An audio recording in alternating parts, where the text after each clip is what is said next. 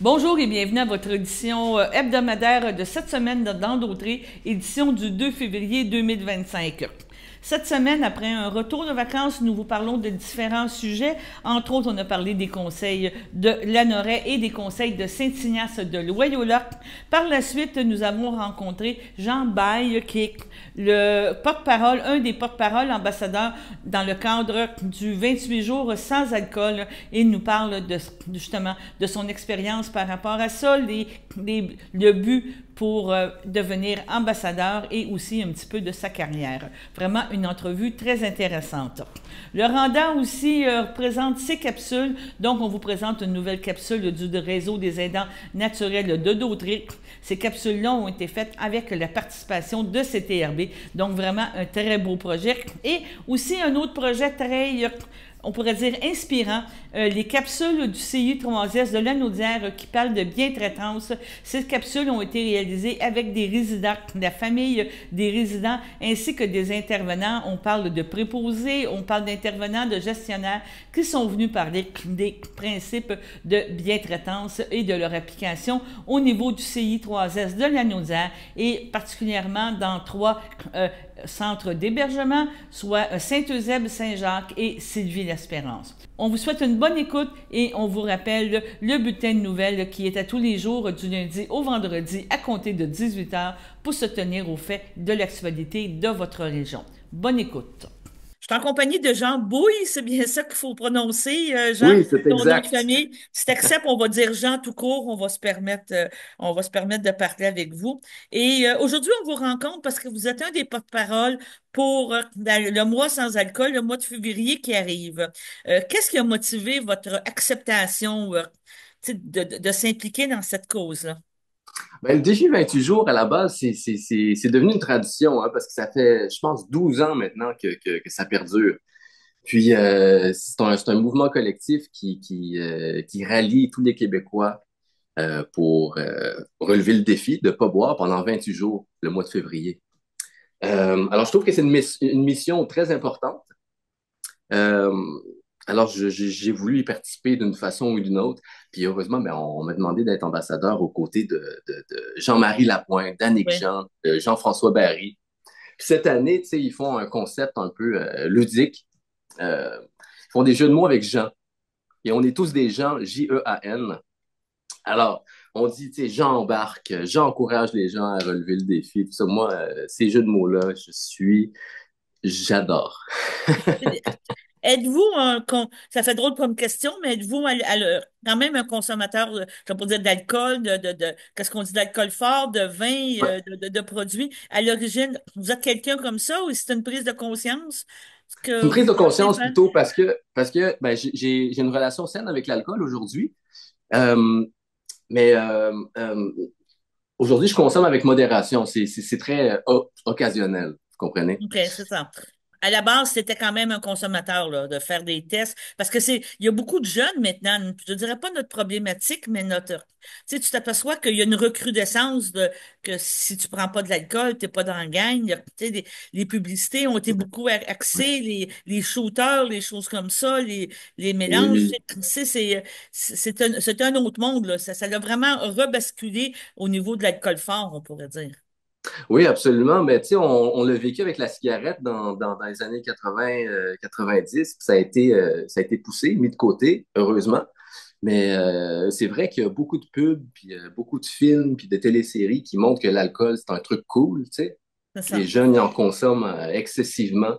Mais je l'ai vécu quand j'étais ado. C'est vrai que les parties, les fêtes et tout ça, on en abusait assez souvent. Jusqu'à moi associer le plaisir avec l'alcool. Mais une OK. chance que plus tard, j'ai rencontré quelqu'un de merveilleux qui m'a beaucoup inspiré à arrêter. OK. Et c'est ça. Et toi, étant danseur et tout ça, ça, je te pas dire. Tu sais, aujourd'hui, on dit les lendemains de veille, là, mais tu sais, n'empêche que, tu sais, il y a quand même de la performance à faire. Il y a quand même tu sais, on pourrait ramener ça aussi, tu sais, je veux dire, à un moment donné, le corps trouve ça plus difficile, là. On Ah, a il trouve beau ça dire. très, très, très, très, très difficile. Mais moi, j'ai dansé pour une compagnie professionnelle québécoise pendant presque 10 ans. On faisait beaucoup de tournées. Puis, il y a des performances, oui, où on a, disons, 2 heures de performance intense. de performance physique. Mais avant ça, on répète pendant 4, 5, 6 heures aussi. Donc, beaucoup de sueur, beaucoup d'activité physique. Donc, on est complètement fini. Le corps est complètement fini. Puis, après une performance, c'est comme un non-dit ou pas une obligation, mais c'est très habituel qu'on se retrouve avec un verre Ouais. entre les mains pour célébrer une performance. Tu sais, c'est tellement normal. Puis je trouvais que ça affectait beaucoup ma performance, puis mon mental et mon physique, que au début de ma carrière, j'ai tout de suite arrêté ça parce que j'accorde une grande importance puis une grande valeur à mon travail. Je veux OK. bien faire mon travail. Alors, je voulais en aucun cas être sous l'influence de quoi que ce soit. OK. Quand tu me parles justement d'être sous influence puis tout ça, est-ce que tu trouves qu'aujourd'hui, on revient encore au mois sans alcool. Ça sera peut-être pas difficile pour toi parce que ta façon dont tu me parles, c'est sûr que tu as une sensibilisation. Mais est-ce que tu te sens investi d'une mission aussi par rapport à ton entourage, par rapport aux gens que tu côtoies, de leur dire, regarde, essayez-le. Tu sais, analysez qu'est-ce que vous faites parce que souvent les gens vont dire, ah, j'ai pas de dépendance puis tout ça, mais par contre, il leur faut leur petit verre à 5 heures, il faut toujours avoir quelque chose, là. Oui, absolument, c'est ça. Ben, moi, c'est ça. Le mois de février, le défi 28 jours sans alcool, ça va être relativement facile pour moi, mais je le prends comme un défi aussi d'encourager les gens, d'inciter les gens, de monter une équipe, puis c'est ça, de rallier mes amis et mon entourage pour relever le défi avec moi. Euh, Peut-être juste pour essayer d'autres produits, tu sais. On peut relever les notes d'une bière sans alcool de la même façon qu'on boit une bière bien normale, là, tu sais. Alors, je pense que ça va être le fun de cette façon-là. Je le vois comme un gros trip de gang, tu sais. On te- Justement, tu me parles des produits sans alcool. Est-ce que tu es un amateur de ça aussi? As-tu fait des tests par rapport à ça? Moi, j'assume que non, là. Premièrement, je bois pas de bière, que ça résout une partie, mais c'est pas évident non plus, là. Non, c'est pas évident, mais je vais recevoir une boîte défi bientôt. Donc, juste OK. pour vous dire, pour participer au défi 28 jours sans alcool, on fait un don de 28 minimum. 28 c'est 1 par jour pour le mois de février, c'est pas beaucoup. Mais si on monte notre don à 89 et plus, on reçoit une boîte défi qui rassemble plein de produits locaux, notamment des bières sans alcool. Alors pour moi, quand je vais recevoir cette boîte-là, ben, je vais attendre au mois de février, bien sûr, mais je vais découvrir plein de produits non alcoolisés. Ah, c'est ça. Donc, c'est vraiment, t'es vraiment très impliqué à la cause et tout. As-tu eu la possibilité d'aller voir la maison Jean Lapointe, d'aller voir, de faire des rencontres? Tu me parlais de Jean-Marie Lapointe et tout. Tu sais que tu sais, ça t'a quand même impressionné de rencontrer une personne comme ça, là, qui s'implique beaucoup à cause de son père. Est-ce que t'as découvert des choses? Est-ce que ça t'a amené encore plus de motivation? Hey, je suis pas encore allé voir la maison, mais c'est une bonne idée, ça. Je devrais peut-être en glisser un mot, ça serait intéressant. Ouais. Mais t'as rencontré Jean-Marie? Oui, j'ai rencontré l'équipe, j'ai rencontré les autres gens.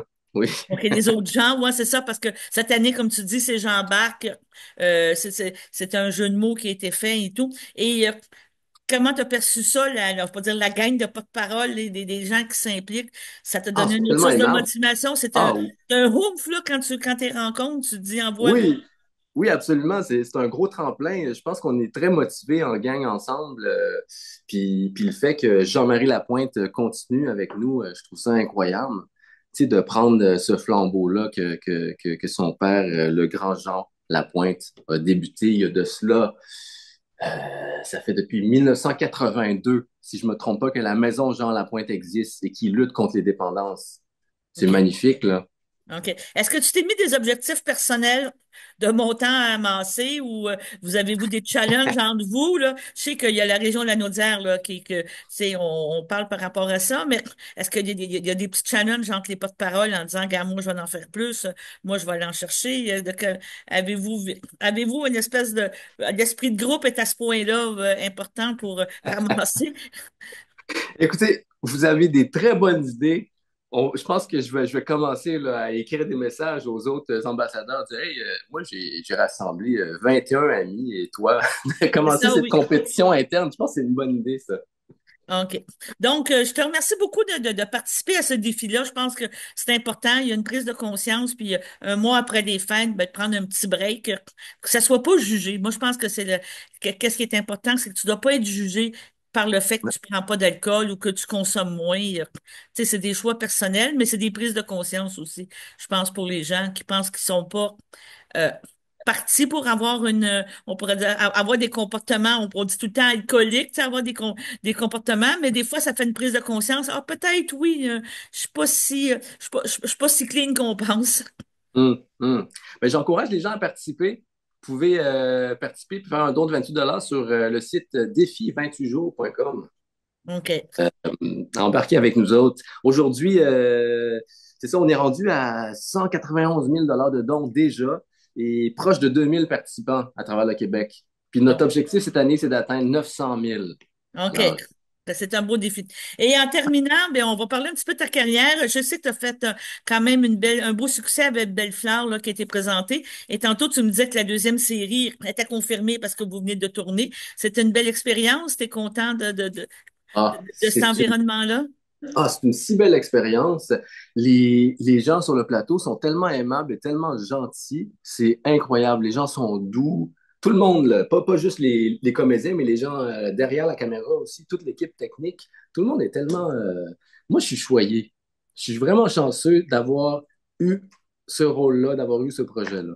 OK. Et entre la danse et le métier d'acteur et le métier on pourrait dire, de commentateur, parce que je sais que tu aimes beaucoup aussi au niveau du journaliste, des choses comme ça, c'est quoi ton préféré ou t'as pas de, comment je pourrais dire ça, t'acceptes tous les projets, tu dis en autant que je reste dans le milieu artistique, que je travaille? Ben, j'aime beaucoup jouer. J'aime beaucoup jouer pour la caméra parce que on fait beaucoup de prises. On peut toujours recommencer si jamais on sent pas qu'on a bien performé la scène. Tandis OK. que la danse, quand on est au théâtre, tu le fais une fois, puis si tu te trompes, ben, tu t'es trompé, tu sais. T'es trompé, Mais ça. ouais, donc pour moi, c'est une source de grand stress de danser au Oui, je théâtre. comprends. Je peux comprendre. Et par contre, comme tu dis, jouer un jeu d'acteur, que ce soit au théâtre ou en cinéma ou en production, t'es une gagne encore. Tandis que souvent, quand t'es danseur, ben, t'es seul contre toi-même. Je peux pas dire contre, mais, tu sais, je veux dire, c'est une autre réalité, là. Ouais, c'est une bonne façon de voir les choses, mais aussi, il y a le côté physique aussi. Il faut se maintenir en forme. Puis, veut pas, en danse contemporaine, mais on va souvent faire des portées, on va lever des gens ou supporter le poids de telle personne. Donc, il faut être très alerte, puis en forme physiquement pour le faire. Ouais. OK. Alors, il y a un côté difficile là-dedans qu'aujourd'hui, je suis plus trop capable de le faire. Je danse plus trop aujourd'hui parce que j'ai trop peur de me blesser. Donc, Je comprends. Et là, maintenant, tu me dis que tu viens de terminer le tournage de Bellefeuille. As-tu d'autres projets qui s'en viennent ou qu'on devrait te voir dans les prochains mois? Est-ce qu'il y a non, d'autres choses? pour l'instant, je redescends un petit peu. Vu qu'on vient de finir le tournage de la deuxième saison de Belle-Fleur, je me laisse le temps de relaxer, disons. C'est bien. Bon, ben, on va te laisser à relaxer, pas trop prendre de boissons, faire attention et continuer ton rôle de porte-parole pour cette année. Puis on va suivre le défi là, tout au long du mois de février. Je te remercie. Super, merci beaucoup à vous. Merci. En novembre 2024, ça le fait 23 ans que je suis sobre. Je m'appelle Jean-Philippe Desjardins, président et cofondateur de Walrus Creative Technologies. J'ai commencé à consommer à probablement autour de 13 ans. Très vite, tu sais, j'étais comme intéressé à expérimenter avec plein de choses. Puis je suis assez vite tombé dans des drogues chimiques jusqu'à ce que je rentre à la maison Jean-Pointe à 16 ans. J'ai commencé à le faire avec mes amis, mais après ça, je revenais le soir, puis mettons, je volais de l'alcool de mes parents, puis j'en prenais tout seul. Donc c'est là que tu te rends compte que t'es pas nécessairement comme les autres dans ce sens-là. Les premiers signes qui te font savoir que tu as peut-être un problème, c'est que tu te dis, quand tu vas consommer, tu vas faire des actions qui vont te générer de la culpabilité. Quand tu vas dégriser, tu vas te dire, hey, je veux plus jamais faire ça. Puis genre le soir, tu es en train de recommencer le pattern. À la fête de mes 16 ans, en fait, je me suis fait arrêter avec de la cocaïne. J'étais très violent, j'avais des gros problèmes de comportement, j'avais redoublé. Mes parents m'ont donné le choix d'aller en centre d'accueil ou d'aller en désintox fermé. Je me suis dit qu'aller en désintox, ça serait plus facile qu'aller en centre d'accueil parce que c'était plus long. Quand ça fait assez longtemps que t'es là, ben, t'es confronté à toi-même puis à ce que t'as fait. Puis c'est à ce moment-là, le 24 décembre 2001, que tu sais, j'ai voulu me pendre. J'ai appelé une intervenante qui était même pas mon intervenante, qui s'appelait Jacqueline, mais qui elle aussi était une ancienne. Elle, c'était une dépendante aussi. Puis elle était dans son réveillon de Noël, mais elle a pris l'appel, puis elle m'a dit, tu sais, Jean-Philippe, je suis dans mon réveillon de Noël, mais je vais venir. Le fait qu'elle croit en moi, ben c'est comme ça valait plus que tous les autres parce qu'elle était dans Alcoolique Anonyme, puis elle, c'est une dépendance aussi, puis takes one to know one. Si à ce moment-là, j'avais pas eu le niveau de support que j'ai eu, je veux dire, je serais probablement ressombré, tu sais, j'aurais probablement fini à l'hôpital, à la prison ou à la morgue, tu sais. Le processus pour les jeunes est toujours plus complexe. À mon époque, pour les ados, il y avait Jean Lapointe pour ados. Le meeting Cocaïnomane Anonyme était à la maison Jean Lapointe, comme pour adultes. C'était comme des meetings où il y avait plus de jeunes. Parce que si t'arrives à un meeting pis c'est toutes des personnes de 75 ans qui parlent de genre leur grosse maison en banlieue qu'ils ont perdu, tu sais, tu t'identifies absolument pas à ça. Le plus important, c'est de commencer, d'aller chercher son jeton du nouveau, puis après ça, d'y aller une journée à la fois, puis de se pardonner. La façon que je veux l'aborder avec mes enfants, c'est vraiment être extrêmement transparent, puis parler de dépendance extrêmement tôt pour qu'ils comprennent c'est quoi, puis parler des prédispositions génétiques qu'on a, puis parler de mon père, parler de mon grand-père, parler de mon arrière-grand-père, et parler de ce que ça veut dire. Tu sais, je pense que mes enfants pourront au moins peut-être mieux se protéger.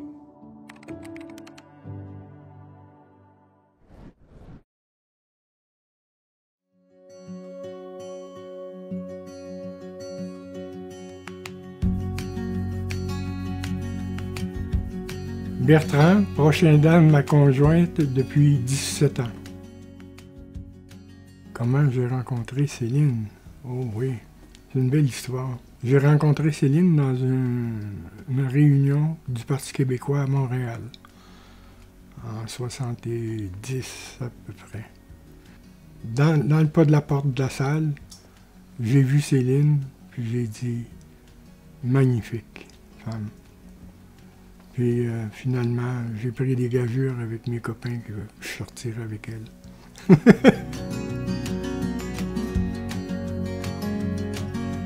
Céline, elle a eu un diagnostic d'ataxie.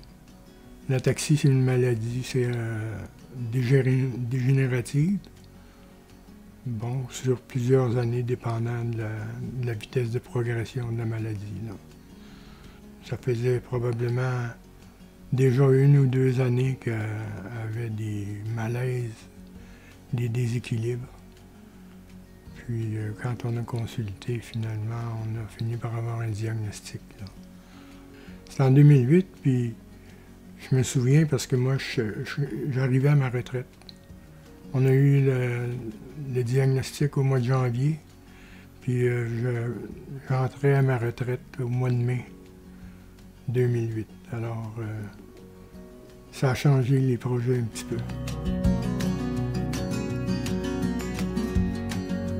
Oui, le plus grand défi, je pense qu'on l'a relevé ensemble aussi la plupart du temps, c'est de un peu prévenir avec l'ergot du CLSC ce qui s'en vient, puis d'adapter toutes les adaptations qu'il y a eu de camionnettes pour transporter le quadriporteur. Alors, ça a été l'adaptation de la camionnette, après ça, l'adaptation d'ici, de la maison, pour pouvoir fonctionner correctement avec un déambulateur pour commencer. Puis après ça, la chaise roulante. Puis après ça, les transferts qui se faisaient plus de la même façon. Alors, tout ça, c'est de l'adaptation, tranquillement.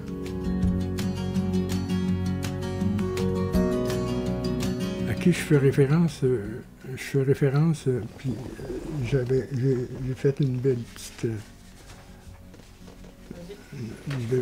cible ici, où il y a Céline au centre, puis la garde rapprochée, bien sûr, c'est moi, c'est les filles, c'est Marie-Odile et Iphigénie. Puis dans le deuxième cercle, il y a le CLSC, il y a ADA, il y a, on a une personnes chèque emploi-service. C'est la famille aussi, occasionnellement.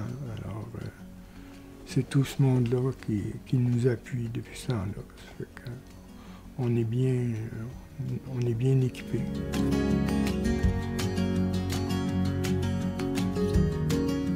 Oui, il y a sûrement un défi là, d'être le conjoint. J'entendais des personnes dire que dans vos clips que vous avez fait déjà, que ça prenait de l'amour pour être aidant. Ça aussi, moi, je pense que c'est vrai. Ça prend ça parce que, oui, le jour à jour de notre vie, ça amène des frictions aussi, pas rien que des bonheurs, là. Moi, je pensais que j'étais impatient, là. J'étais un impatient, mais j'ai gagné beaucoup en patience depuis que je fais ça. Je me rends compte que ça donne rien de prendre ça trop dur. Il faut prendre ça à mesure. Autrement, je trouve que c'est une belle affaire qu'on soit encore ensemble ici, dans notre maison. C'est magnifique, c'est salutaire qu'on ait de la place. Ça m'a donné l'espace nécessaire pour m'isoler aussi quand j'ai besoin. Alors ça, je pense, c'est très important. Pouvoir s'isoler, Puis aussi, j'ai eu l'occasion de pas toujours être collé ici. Il y a été un grand bout de temps où Céline était quand même était capable de se déplacer avec son déambulateur. Je pouvais partir 2 heures. Alors ça, ce que je peux plus faire aujourd'hui. Céline, elle a besoin d'une personne à plein temps ici pour s'occuper d'elle. Alors, le champ a rétréci un peu.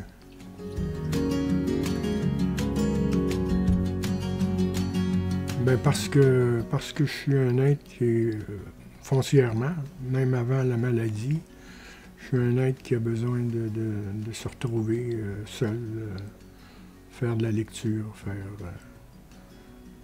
de l'ordinateur, faire mes plans de yourte tranquillement. J'ai besoin de ça. C'est du genre d'isolement que je parle. Puis, bon, j'ai passé aussi beaucoup de temps dans la forêt. Les 22 dernières années, j'ai fait 20 cordes de bois par année. Alors, ça, c'était très salutaire, ça. Aller passer 1 heure ou 2 à bûcher dans le bois, là, ça réaligne les choses. Il s'appelle Perrault. On a donné le nom de Perrault pour qu'il se rappelle qu'il est un chien.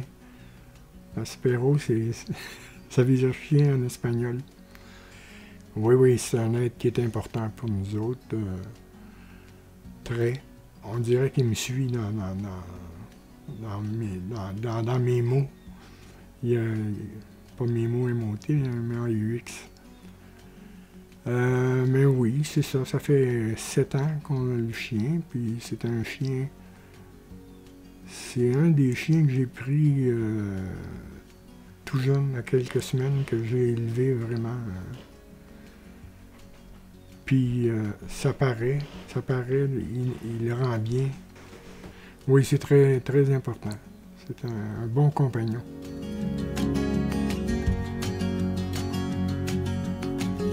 Comme j'ai toujours eu de la satisfaction à faire le travail que je faisais quand j'étais au travail, j'ai beaucoup de satisfaction à faire ça. Puis je pense que je suis un bon aidant aussi. Je suis habile en général. Alors, puis j'ai pas commencé à faire à manger quand Céline a eu son diagnostic, là. Je connais ça, faire la cuisine, puis faire le lavage. Que j'ai pas été dépaysé avec ça, moi. Alors, oui, j'ai une satisfaction de faire ça, c'est certain.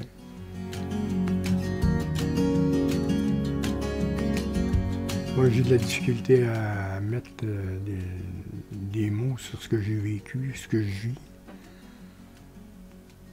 Parce que effectivement, j'ai des choses intenses aussi, bien sûr. Des questionnements. Des questionnements sur l'avenir qui est le nôtre à plus ou moins court terme. C'est sûr que ça me trottine dans la tête. Ça amène... il y a peut-être un petit peu d'anxiété des fois face à ça. Puis, je suis en transition, moi. Je suis en transition vers d'aidant à aider parce que j'ai le Parkinson. J'ai eu un diagnostic de Parkinson il y a 7 ans. Un cadeau de fête de 70 ans. Alors, encore là, je suis en processus d'une maladie dégénérescente. Alors, ça va s'en aller vers aider de plus en plus avec le temps. J'espère que ça ne presse pas, là. Moi, je ne suis pas pressé. Ça peut attendre.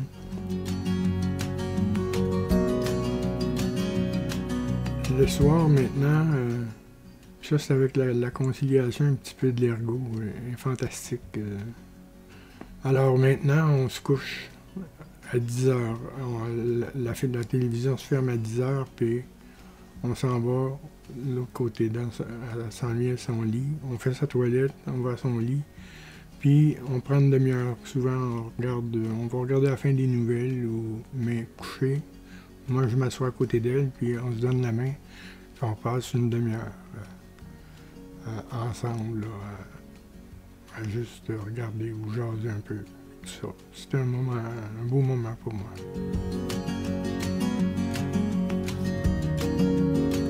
Je vais te dire, tantôt je te parlais que j'avais des fois des pensées pour l'avenir proche, mais ça ne m'habite pas constamment non plus. J'y assez bien au jour le jour. Je ne sais pas me projeter parce que, arrangé comme on est, on n'aurait pas de plaisir. C'est comme une condition sine qua non avec la maladie, puis le fait de l'aidance, puis tout ça. Ça vient avec. Il faut faire des deuils, il faut faire des concessions, énormément. Je pense que c'était mes rêves avant que j'arrive à la retraite. 5 ans avant, je m'étais fait des plans. Je me disais, on va s'acheter un véhicule pour voyager. Tout ça, puis ça s'est pas produit. Hein. Ça a été un deuil.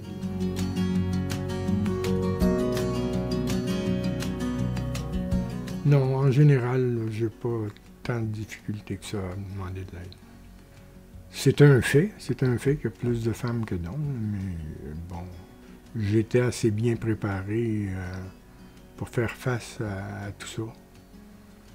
C'est sûr que si ça m'était arrivé à 25 ans, j'aurais pas eu la même chose, le même bagage pour affronter ça. Mais ça me semble à peu près le même défi pour un homme ou pour une femme, là. Puis Céline et moi, on l'a fait ensemble, on a pris conscience ensemble de ce que ça voulait dire, puis ce qui nous attendait. Alors, non, j'ai pas eu de difficulté avec ça, pas du tout. Il y a des fois que j'aime mieux faire mon travail tout seul plutôt que demander de l'aide. Mais j'ai mal au rein aujourd'hui, par exemple. Mais non, face à Céline, face à l'aidance, là, puis aux gens qui sont le CLSC, on a toujours été en communication, jamais eu de problème avec ça, bien au contraire. Bien au contraire. On a toujours fait en sorte que on soit un peu à l'avant des coups. Souvent, on entend encore des gens qui disent qu'ils n'ont pas de service, puis tout ça, puis c'est drôle, on n'a pas l'impression d'avoir vécu ça, nous autres. Depuis 17 ans, on a toujours eu de l'aide des services du CLSC. Magnifique. Oui. Puis c'est ça. Puis j'ai vécu un bon moment aussi le temps que j'ai été au Randa, au conseil d'administration. J'ai aimé ça. C'était jusqu'à un certain point, c'est une thérapie aussi, de faire ce genre de choses-là. Il y a été un temps où je considérais le Randa, au début, je me disais que c'était un lieu de rencontre sociale, finalement. Uniquement, mais c'est plus que ça. C'est beaucoup plus que ça. Ça m'a pris du temps quand même à comprendre ça. Parce que je n'avais pas vécu vraiment le pic de l'aidance.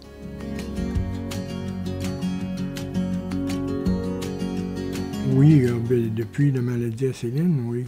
Oui. Ah oui, c'est bien sûr. La famille aussi a été là. Pendant justement mon opération, on était tous les deux aidés. Là. Alors, c'est ça, j'ai eu de l'aide de ma soeur, mon beau-frère,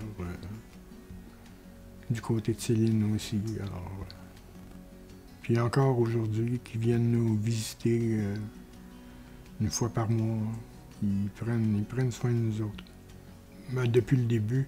Mais c'est ça, quand même, j'ai été en mesure de vivre la situation, puis j'aime pas, j'allais dire contrôler, pas contrôler, là, mais faire, être le pivot, mettons, de l'aidance ici à la maison. Je le suis encore un peu, mais moins. De moins en moins, je pense.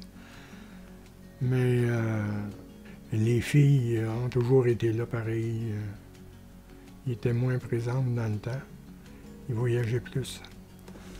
Mais maintenant, ils sont de plus en plus présentes. Là. Ils sont conscients de la situation aussi. Mais bon, ils auraient pu se pousser, mais au contraire, on vit des belles choses ensemble. Je pense que c'est une continuité. Ça ne se crée pas du jour au lendemain.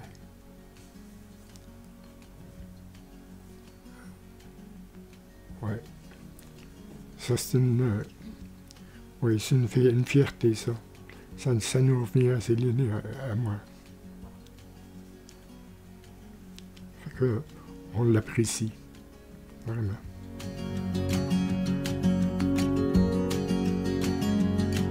Je pense que c'est plutôt pas de conseil. Je pense qu'il faut être attentif à ce qui se passe autour de nous autres, où on est, dans le contexte où on est. Parce qu'il n'y a personne qui est dans le même contexte. Puis tout ça fait que le conseil, c'est d'être attentif. Puis si on a envie de s'impliquer, bien de s'impliquer puis d'être au service de la personne qu'on veut aider.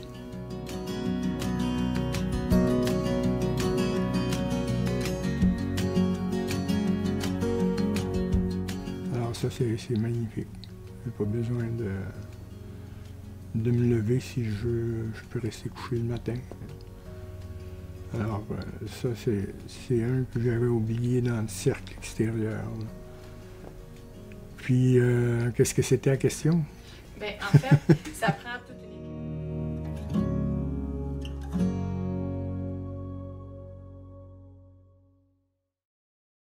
Je suis très content d'être là parce que la cause de la bientraitance, vous savez, dans un établissement de santé ou dans le réseau, parce que la portée de ces capsules-là va dépasser les murs du CIS de la Nadière. On a deux choix. On fait des politiques, des procédures, tout plein de cadres pour mentionner tout ce qu'on veut éviter. Ce qui est très bien à travers ces capsules-là, ce qui est très positif, c'est qu'on veut plus faire la promotion des gestes qu'on veut susciter, puis de la façon qu'on veut traiter les gens. Vous savez, ça va avoir une portée pour le Québec en entier. Je ne suis pas surpris que ça parte de la Nadière. Dans la Nadière, puis on se croise souvent dans des activités. Vous avez des gestionnaires, des employés, vous avez des gens, des comités, où il y a beaucoup de cœur, où il y a beaucoup de bienveillance. Jean-François a nommé le mot, de la bienveillance, de la bientraitance. Donc, c'est vraiment une très bonne nouvelle que ça participe. Un gros bravo. Merci d'être là. N'hésitez pas. Puis moi, je vous garantis qu'on va faire la promotion très active de ces capsules-là, parce que c'est un ancrage très puissant qu'on a ici, que vous avez à travers les milieux, faire partie des communautés, faire partie des gens, soigner les gens avec respect, les héberger avec respect, avec bienveillance. Donc, c'est une grande fierté aujourd'hui que le lancement ait lieu ici. Merci encore, bravo, je ne m'éterniserai pas plus que ça parce qu'on va les regarder très rapidement. Vous allez voir, c'est de très grande qualité et c'est une belle vitrine pour les gens ici. Merci. La bientraitance est une approche valorisant le respect de toute personne, de ses besoins, de ses demandes et des choix, y compris de ses refus. Elle se construit par des interactions et une recherche continue d'adaptation à l'autre et à son environnement. C'est un moment qui n'est pas facile, l'arrivée. L'accueil, quand on arrive au CHSLD, on est un peu face à quelque chose qu'on se dit, mon Dieu, tout va trop vite. C'est la journée primordiale de l'hébergement. Notre rôle à nous dans la bientraitance, dans la bienveillance, dans le respect, c'est surtout de s'assurer que cette journée-là, c'est apaisant, c'est rassurant, et puis qu'on part déjà très bien l'hébergement d'un papa ou d'une maman. Quand je suis arrivée au CHSLD, en fait, je suis arrivée une journée avant, moi seule. Elle m'a rassurée énormément. J'étais en pleurs, tout ça, c'était terrible. Là. Le sentiment qu'on a, on pense qu'on abandonne notre père, mais en fait, c'est pas ça. Ce qui est essentiel quand j'accueille des nouvelles familles, dans le fond, c'est qu'eux se sentent bien, qu'ils se sentent bien accueillis, que c'est pas une tâche de les accueillir, ça nous fait plaisir de les avoir avec nous, puis on est là pour les rassurer, puis de voir qu'on va bien prendre soin de leur famille, parce que souvent, c'est des familles, quand ils arrivent ici, sont démunis un peu. Là. Le matin, quand on rentre au travail, on a tout le temps un rapport avec nos collègues de travail. C'est là qu'on peut rentrer plus avec les détails pour savoir qui il est, qu'est-ce qu'il faisait, puis qu'est-ce que mon résident est quand il arrive. Dans le fond, c'est comme le prolongement de mes yeux puis de mon cœur, ces gens-là.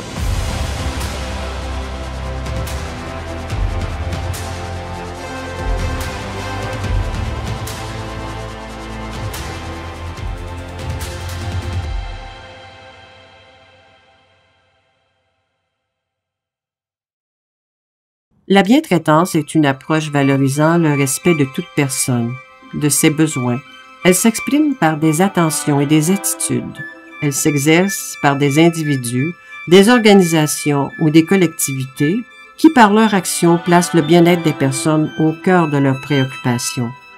La bientraitance, c'est un élément qui est super important auprès des résidents. On s'assure, dans le fond, qu'au niveau des repas, que ce soit personnalisé pour lui. Entre autres, à l'admission, on regarde l'histoire de vie pour bien connaître les intérêts du résident, qu'est-ce qu'il aime moins, quelles sont ses habitudes de repas, à quelle heure il aime manger, par exemple. Tout ça est ajusté pour répondre aux besoins du résident et lui permettre aussi de préserver son autonomie fonctionnelle. Nous avons des moments un peu plus spéciaux où c'est qu'on rassemble les résidents dans la salle à manger, par exemple, pour des spectacles. Ça, les résidents apprécient beaucoup généralement. Là, c'est un moment très agréable pour eux de pouvoir voir un spectacle sur place, dans leur maison, dans leur milieu de vie. Donc ça, c'est intéressant. Nous avons une grande salle à manger et on en profite pour organiser le moment des repas pour les résidents pour que ce soit agréable pour tout le monde. C'est super important parce qu'on sait que nos aînés en hébergement, parfois, ils ont moins de visites. Donc, leur permettre de socialiser au moment des repas, c'est très important pour nous. Un mot-clé aussi important, c'est le plaisir. Manger, c'est un plaisir de la vie vraiment primordial pour tous. Et nos résidents apprécient de manger de la bonne nourriture qu'ils choisissent et qu'ils aiment. Là. Moi, la première chose du départ, c'est vraiment qu'ils se sentent bien accueillis. Quand ils arrivent, c'est agréable. Bon matin, bonjour, vous avez bien dormi. C'est un visage qui est là régulièrement, puis c'est comme le petit point de « Ah, t'es là aujourd'hui! » Ils me reconnaissent, puis ça les rassure, puis j'ai besoin de les rassurer, c'est important. Ça change la dynamique, ça va changer leur repas, leur dîner, leur humeur pour toute la journée. Ils sont tellement sensibles, tellement... Il y a encore beaucoup à nous donner. Puis je le vois dans leurs yeux, puis moi, là, c'est plus qu'une paye. C'est grandiose.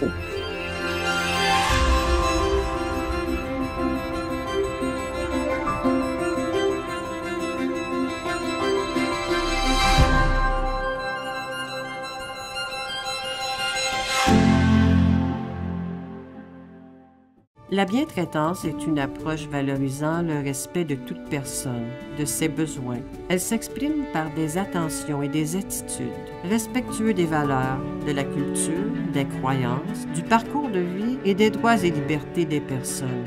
L'histoire de vie, dans le fond, c'est un document qu'on remet à l'accueil le premier jour à l'admission. Les personnes proches aidantes sont des piliers, en fait, pour la rédaction de l'histoire de vie du résident. Nous, on la met sur un beau format qui est installé dans la chambre. Alors, tous les intervenants, jour, soir, nuit, hygiène, salubrité, cuisine, tout le monde a accès à cette histoire de vie-là qui nous parle, qui nous fait un beau topo, un beau portrait du résident qui habite dans cette chambre-ci. C'est important de savoir leur histoire de vie, de savoir c'est quoi qu'ils veulent aussi, puis de continuer les petites routines aussi, c'est très important pour eux. Mes attentes par rapport au préposé, c'est d'aller vraiment le s'outiller vers l'histoire de vie qui a été complétée de A à Z avec les proches aidants et de s'en servir pour personnaliser leurs soins et personnaliser l'approche qu'ils vont avoir avec le ou la résidente.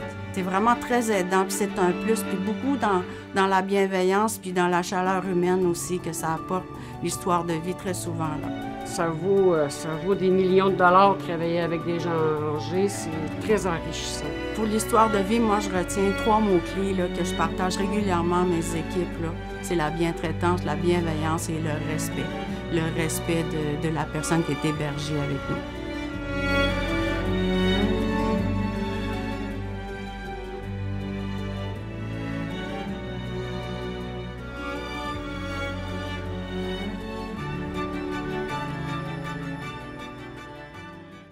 La bientraitance est une approche valorisant le respect de toute personne, de ses besoins.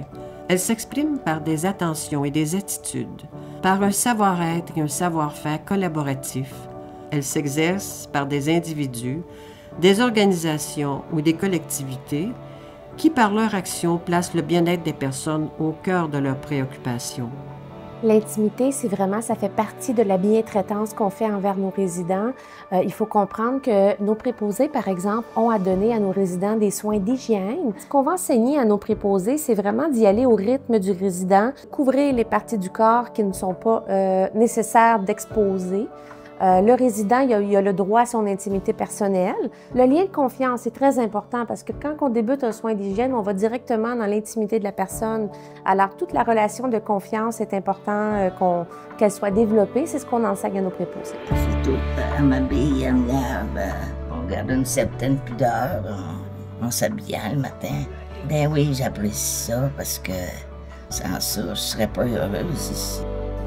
Alors nous, on est chanceux dans notre centre puisqu'on a des chambres privées pour tous les résidents. Tous les résidents ont aussi une salle de bain privée, donc ça leur permet d'être plus intimes au niveau de leurs besoins personnels. Si par exemple la famille vient visiter, qu'ils ont besoin d'un moment intime ensemble, il n'y a pas de problème, on peut organiser ça. Un autre mot-clé qui est important de retenir, c'est la liberté. Donc le résident, on lui laisse choisir le moment de la journée qu'il préfère son hygiène. On pourrait aussi amener le résident à choisir au niveau de l'habillage, qu'il choisisse les vêtements qu'il veut mettre. Tout ça passe par le respect de sa volonté et la liberté. Voilà.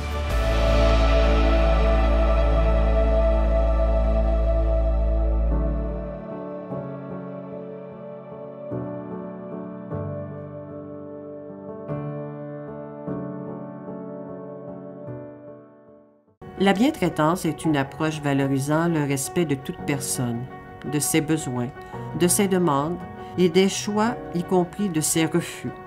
Elle se construit par des interactions et une recherche continue d'adaptation à l'autre et à son environnement. Ce qui me motive au quotidien, c'est vraiment l'humain. C'est l'humain derrière chaque personne, c'est leur histoire. C'est comme ça que j'ai le goût de faire vivre les loisirs pour que mon milieu soit un milieu de vie stimulant, entraînant. Les loisirs, c'est beaucoup plus qu'une activité, qu'un divertissement. C'est vraiment l'occasion que les résidents ont d'échanger entre eux, de créer des liens entre eux, mais aussi avec la communauté. J'ai déjà vu des gens qui parlent pas du tout, puis là, s'exprimer, chanter, sourire, ça, c'est notre récompense, hein? Quand on voit que la personne est bien puis est heureuse. Ah oui, je suis bien. Et depuis que je suis ici, j'ai ressuscité. Le personnel, il t'aime, puis moi aussi, je les aime. Je me sens accomplie dans mon travail de pouvoir leur apporter ce petit moment de bonheur-là dans leur journée. Bien, en fait, pour moi, le loisir, c'est aussi important que d'offrir un soin d'hygiène. Ça fait partie, nous, comme individus dans la vie, on a besoin d'aller au restaurant, on a besoin de socialiser. Bien, ça fait partie des besoins de base du résident. Donc, c'est certain qu'en tant qu'infirmière, pour moi, Ça fait partie de ma vision de comment bien soigner mon résident. Dans l'avenir, je crois que les loisirs doivent avoir une place prioritaire dans notre établissement pour nos résidents. Ça doit être la base de nos actions parce que c'est comme ça que les résidents peuvent se réaliser et s'épanouir. Les activités reliées aux loisirs favorisent en plus l'intégration et le soutien des familles et des proches aidants, des bénévoles, et par conséquent deviennent un canal de promotion, de bienveillance et de bientraitance de la communauté envers ses aînés. 6.9, avis de motion et dépôt du projet de règlement d'emprunt 141-2025 pour la construction d'une aire de jeu d'eau. La conseillère ou le conseiller donne avis de motion indiquant qu'un membre du conseil pourra proposer à la prochaine séance ou à toute autre séance subséquente du conseil un projet de règlement d'emprunt au montant de 810 000 $ pour la construction d'une aire de jeu d'eau et dépose le projet de règlement 141-2025, lequel sera adopté à une séance subséquente. Est-ce que j'ai quelqu'un qui a l'avis de motion? Madame Josée Castonguay donne avis de motion. Donc, voilà. 10.1, Bibliothèque Ginette Rivard-Tremblay, nomination des représentants officiels. Considérant la convention de service intervenue entre la municipalité et le réseau Biblio-CQLM, considérant l'obligation de nommer 2 représentants officiels par résolution, en conséquence, proposé, appuyé, résolu que la conseillère, Lucie Ouellette, soit nommée représentante de la Bibliothèque Ginette Rivard-Tremblay pour l'année 2025, que la responsable de la Bibliothèque de la Culture, Mme Marie-France Letraise, soit nommée coordonnatrice de la Bibliothèque Ginette Rivard-Tremblay pour l'année 2025. CQLM, l'acronyme, ça c'est le Centre québécois. Est-ce qu'on a l'acronyme? Parce que c'est pendant que vous cherchez l'acronyme, monsieur le directeur, est-ce que j'ai un proposeur? Je propose. Proposé par Mme Lynne Clermont, est-ce que j'ai un appuyeur? J'ai appuyé. Appuyé par Mme Marie-Ève Mondor, EYC. Ça va? Mme Marie-Ève Mondor appuie. À ma gauche, c'est sur la faveur. D'accord. À ma droite. D'accord. C'est unanime. Je ne vous ai pas entendu, Mme Ouellette, mais d'accord. Vous acceptez, oui? Oui, vous êtes d'accord? OK. Parfait.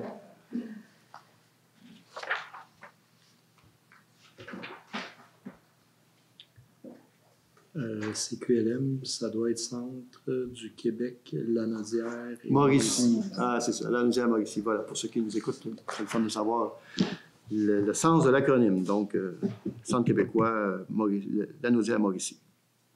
Il y a, cette année, pour 2025, il y a un regroupement, une fusion des 2 camps de jour. Vous savez, il y avait le camp de jour à Action Famille, il y avait le camp de jour L'air en fête, qui était chapeauté par la municipalité. Cette année, en 2025, il y a vraiment un regroupement. Donc, on ne fait qu'un camp de jour. Et je sais, puis je ne suis pas en train de dévoiler un secret, là, mais il y avait quand même une différence de prix entre le camp de jour Action Famille et le camp de jour à Air en fête. Je veux vous rassurer, je veux rassurer les gens qui nous écoutent, allez lire de bout en bout la publication qui est faite sur Facebook quant au regroupement des 2 camps de jour.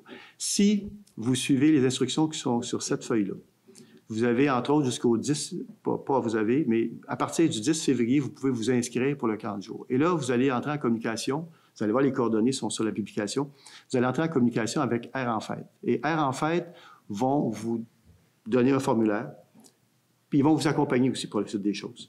Tout ça pour vous dire que l'idée derrière ça, c'est qu'au final, là, ça ne vous coûte pas vraiment plus cher que les années passées.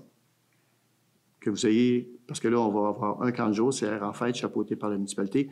Donc, ce que je veux vous dire, dans le fond, là, si vous remplissez correctement les documents, puis vous allez être accompagné pour le faire, vous, assurément, vous aurez la possibilité d'envoyer votre enfant. On a calculé que avec les crédits d'impôt, avec la politique loisirs de la municipalité, et ça vous coûterait, si vous ne prenez pas le gardiennage en fin de journée, là, ça vous coûterait 16 $ par semaine par enfant. Alors, je vous le dis, là, c'est très abordable, mais il ne faut pas perdre de temps, il faut le faire rapidement. Dès le 10 février, inscrivez-vous, le 10 ou le 11, inscrivez-vous, et vous allez voir, ils vont vous expliquer la démarche. Si quoi que ce soit, il y a un problème, vous n'hésitez pas, vous appelez Air en fête, ils vont vous guider, et si ça ne fait pas, vous appellerez la municipalité, mais on ne veut surtout pas que nos tout-petits soient privés de camp de jour. Alors, il y a moyen de le faire à prix abordable, c'est possible, mais il faut suivre la procédure. Parce qu'avant que vous ayez un premier crédit d'impôt, c'est 45 jours après l'inscription, donc il y a des délais, alors il faut immédiatement embarquer dans la machine pour être sûr qu'à fin juin, vos tout-petits pourront aller au camp de jour et que vous serez, sur le plan financier, correct pour justement pouvoir les y envoyer. Voilà. Là, cette communication-là que vous avez présentement sur la fusion des camps de jour, c'est une chose, mais d'ici quelques jours, quelques semaines, il y aura une autre publication qui sera faite justement sur les modalités que je viens de vous expliquer pour vous inscrire, puis la démarche à faire pour arriver dans les temps. Voilà, ça c'était pour le camp de jour. Bonjour. Samedi passé, c'était la collecte de bouteilles organisée par le comité de jumelage Lanoret-Montagrier. Le comité tient à remercier toutes les personnes qui ont donné, soit en canette ou ben non, en don d'argent. On a ramassé 1 500 $ qui va servir à donner une chance aux jeunes de pouvoir payer du billet d'avion. Ben non. Fait qu'un gros merci à ceux qui ont contribué à cette collecte. C'est bon, merci. Autre point d'information, collecte de sang, le 17 février, 13h30 à 19h30 à Jean Bourdon. La coprésidente, Mme Julie Bourgeois, donc il sera, et moi de même. On a un objectif de 80 dons, donc 80 donneurs. On cherche des bénévoles, ceux qui sont intéressés. Vous allez voir, c'est très, très plaisant et intéressant de participer à cette journée-là. Vous pouvez tout simplement, ceux qui sont intéressés de bénévoles, contacter la municipalité au 887-1100, poste 3014. Et au poste 3014, vous parlerez avec Mme Josiane. Donc, il va se faire un plaisir de pouvoir discuter avec vous de la possibilité que vous soyez bénévole pour cette journée-là. Donc, le 17 février. Recommandations du coroner mise en œuvre. Considérant les recommandations d'un coroner au ministère des Transports et de la Mobilité durable relativement au décès survenu en décembre 2023 sur Grande-Côte-Est, en conséquence, proposé, appuyé et résolu, de demander au gouvernement du Québec, par l'entremise de ses différents ministères, notamment le ministère du Conseil exécutif, dont le président est M. François Legault, premier ministre, le ministère des Transports de Mme Geneviève Guilbeault et le ministère de la Sécurité publique de M. François Bonnardel, de mettre en œuvre dans les plus brefs délais les recommandations contenues dans le rapport du coroner Dr. Marc Jalbert, soit de 1. Veiller à ce que la végétation soit dégagée de manière durable autour du panneau de signalisation indiquant 70 km/h en direction Est sur la route 138, tronçon 03 et section 105, latitude 46.01, 96-95 nord et longitude 73.18, 11, 15 degrés ouest, ou considérer le déplacement du même panneau à un autre endroit afin de le rendre plus visible. Prolonger les glissières latérales en angle avec atténuateur du ponceau de la route 138, tronçon 03 et section 105, je fais grâce des latitudes et longitudes, et ce dans les deux directions. Analyser l'ajout d'une glissière latérale côté nord avec l'entrée menant au stationnement de l'adresse civique 651 Grande-Côte-Est à Lanoret, située sur la route 138, tronçon 03 et section 105, et la mettre en place le cas échéant. Améliorer la visibilité nocturne aux environs du ponceau de la route 138, tronçon 03 et section 105, encore là, latitude et longitude. Compléter dans les meilleurs délais les travaux d'analyse visant à élargir et paver les accotements de la route 138, nommée Grande-Côte-Est à Lanoret et Grande-Côte à Berthierville, entre les villes de Lanoret et Berthierville, et le cas échéant, réaliser les travaux d'élargissement et de pavage requis. De transmettre une copie de la présente résolution à la députée de Berthier, Mme Caroline Pau.